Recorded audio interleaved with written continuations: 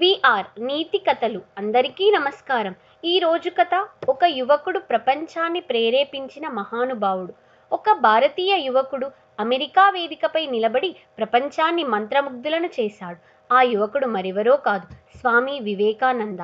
1863లో జన్మించిన ఈ మహానుభావుడు చిన్నప్పటి నుంచే ధైర్యం, ఆత్మవిశ్వాసం, జ్ఞానం కలవాడు.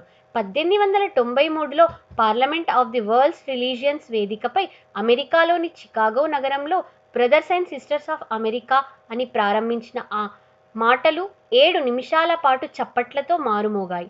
ఆయన చెప్పింది ఒకే విషయం: మనలో అపారమైన శక్తి ఉంది, మనపై మనకు నమ్మకం ఉండాలి.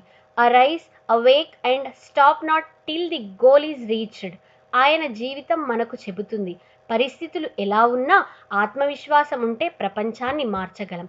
నీతి: మీ లోపలున్న శక్తిని గుర్తించండి, లక్ష్యాన్ని చేరే వరకు ఆగొద్దు. జై Hind. Please subscribe, like, share, comment. Thank you.